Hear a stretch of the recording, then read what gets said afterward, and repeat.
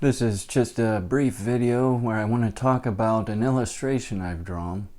And I've actually drawn illustrations for all the views. I'm going to eventually talk about them.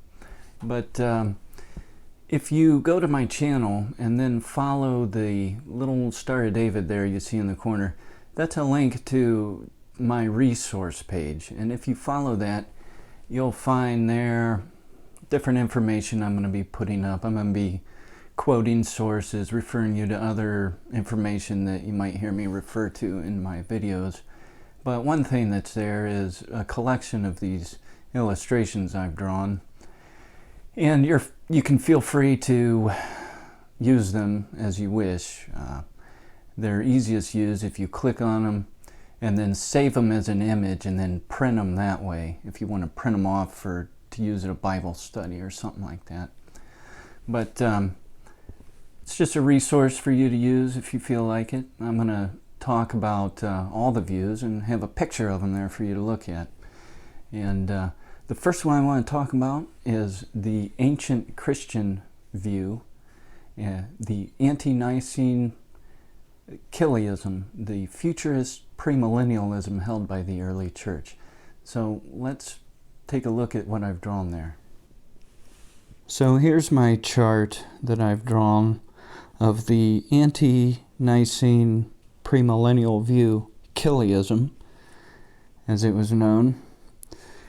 And basically what you see here is they believed in 4 dispensations in scriptural history. They believed in dispensations the same way that dispensationalists do today, but they believed there were 4 of them.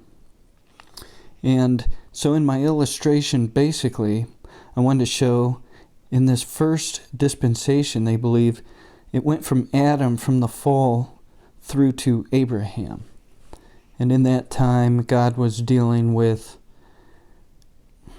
righteous Gentiles, I call them here, but they knew it was a people other than Israel and other than the church. And what's important, you'll see in their view, is that they distinguish between the church in Israel and between the people from pre-Abram times.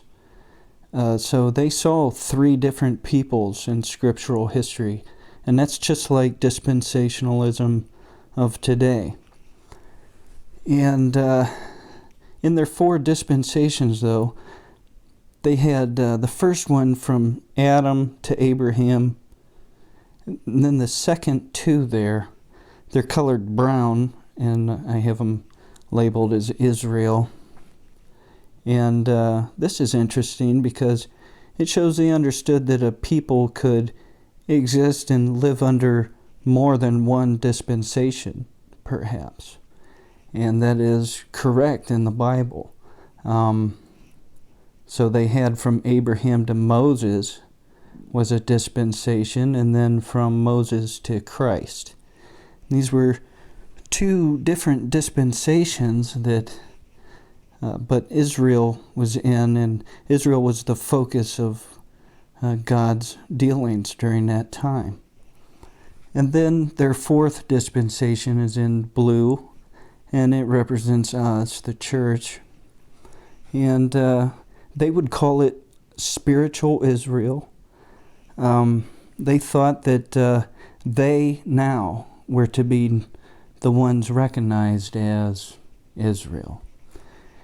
And what's important, though, is they didn't think that Israel was, or the church or whatever, was one people throughout scriptural history. And that's what covenant theology teaches. They teach that really Israel was transformed at the time of this change from Old Covenant Judaism to Christianity. At the time of that change there, they think that Israel was metamorphosed into the church, so to speak.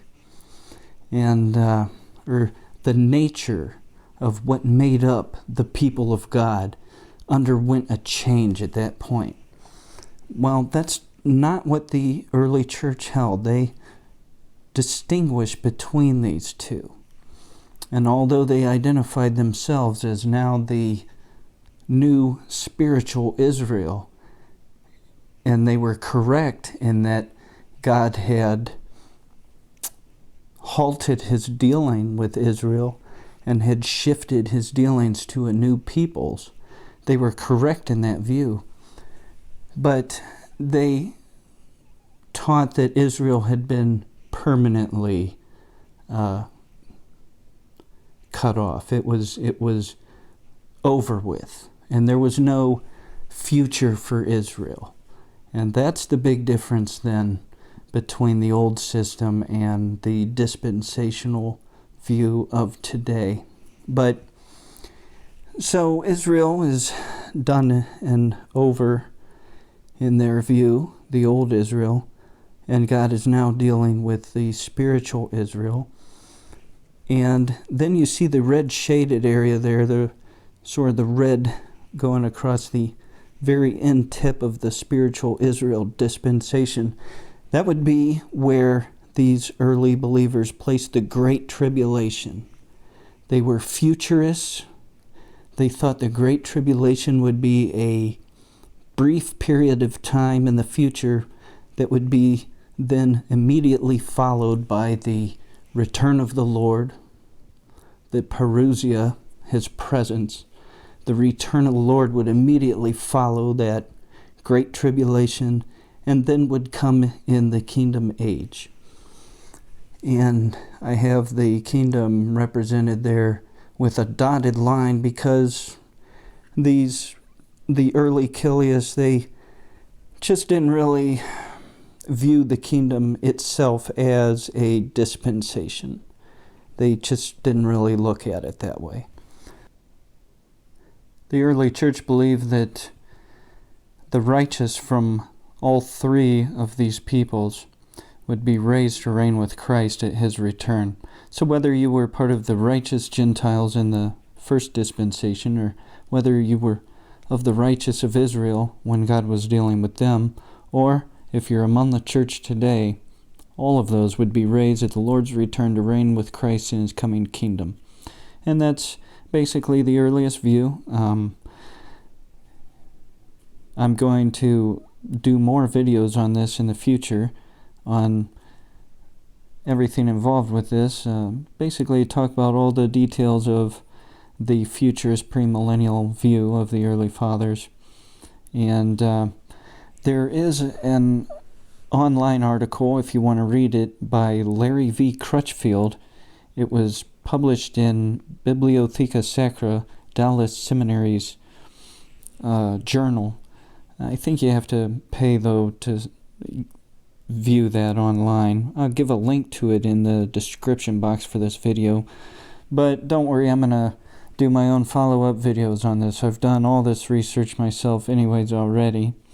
And I'm well familiar with the ancient church, and I'll be making plenty of videos on this to show how this ancient system is systematized into the dispensational premillennialism of today. And there you go. An illustration of the early Christian view, the futurist premillennialism of the earliest church. And the illustration I used is available to you. You can find it at my resource page, which is you can find on my channel.